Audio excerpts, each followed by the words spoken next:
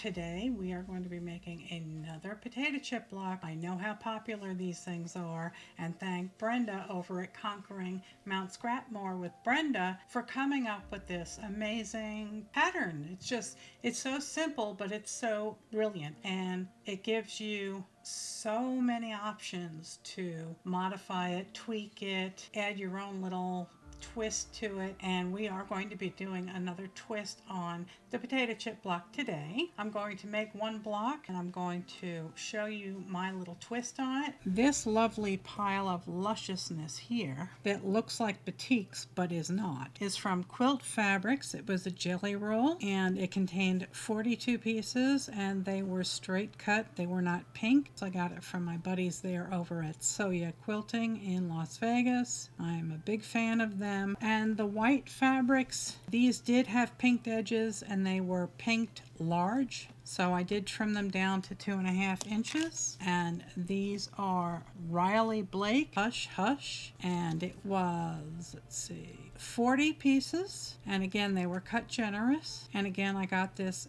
over at one of their live sales. As always, we start with 2 pieces in the center, then we're doing okay, and then we are doing, so that's how the block goes together. We're doing a nice low volume ring around the center too, and then going back to the color, and then we'll be doing our twist.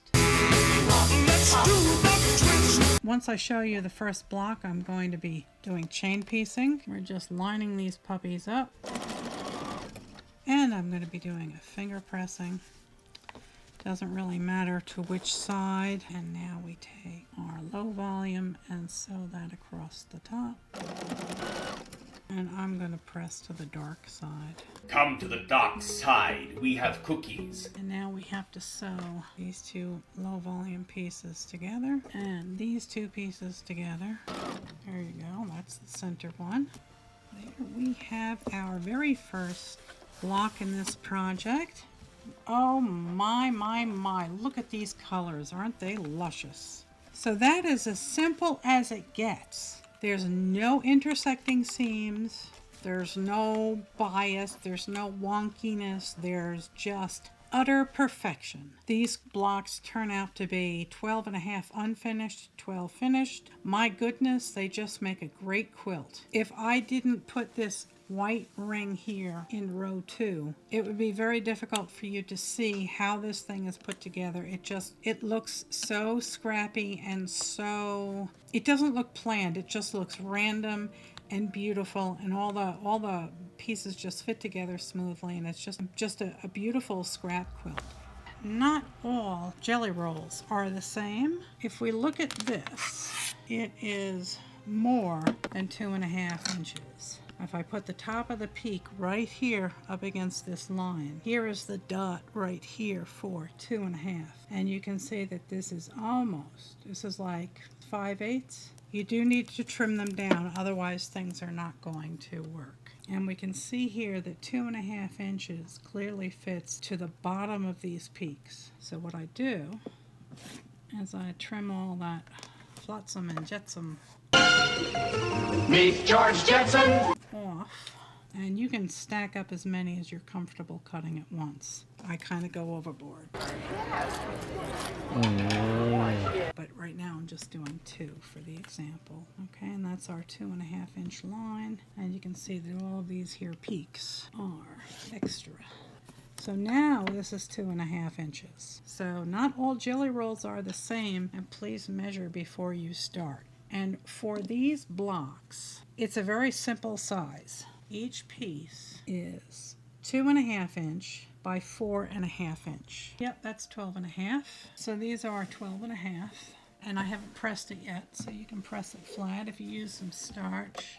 I use Mary Ellen's Best Press. How the 4 secret ingredients in quick elastic make ironing easy. Before sewing all your blocks together, you'll want to trim them down to the smallest block. The one thing that I suggest is to keep a finished block where you are putting all of these, where you're marking your lines and you're pinning your fabric. Keep a finished one there so you can refer back to it. I'm quite unhappy with the black and pale blue stars. I don't find that they're visible. I don't find that they're adding anything to the quilt.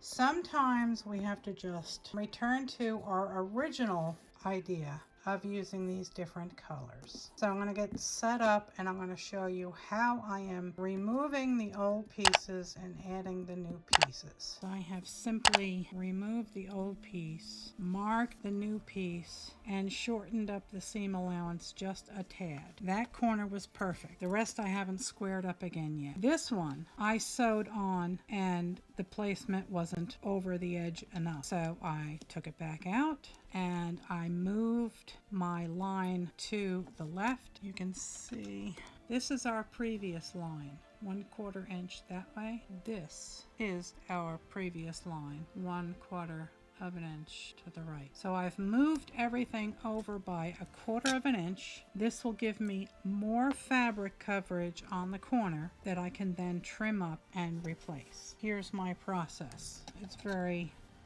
It's annoying, but just take a deep breath, go with a cookie or a cup of coffee or some music. I don't advise drinking and quilting. That usually ends badly. The wine really helps with the sewing thing. Good idea. Okay, so we've done that. I'm taking this and I'm saying, okay, I want a shy 1/4 of an inch. Down here, I'm doing the same thing. Here's the edge. I'm lining this up kind of like that. I'm going slow because everything is biased. This more than covers the corner, and now the block is more to my liking. These colors are bright. I think they go very well with this fabric. So here's the orange, here's the yellow, and of course the blue and the pink. Okay, so I have fixed the blocks that I had already added the corners to, and I'm very happy with this right now.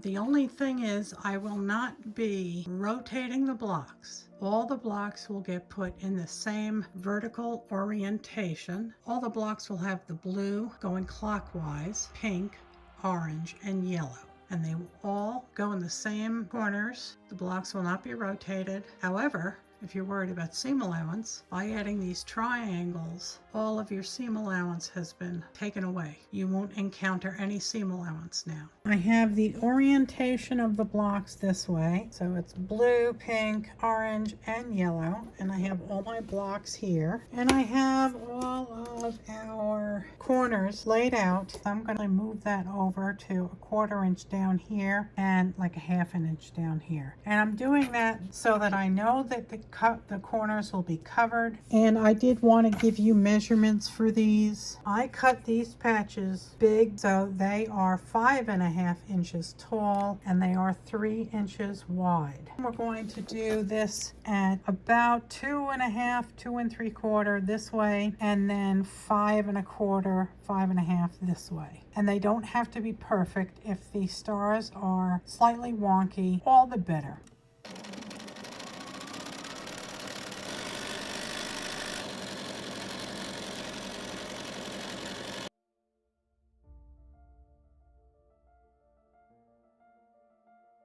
Okay, YouTube, here it is, Twisted Potato Chip.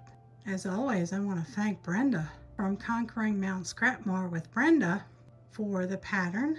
I am just so enjoying playing with this pattern and adding my little twists on it. And I love the little twisted colored stars. And I was looking for something bright and rainbowy.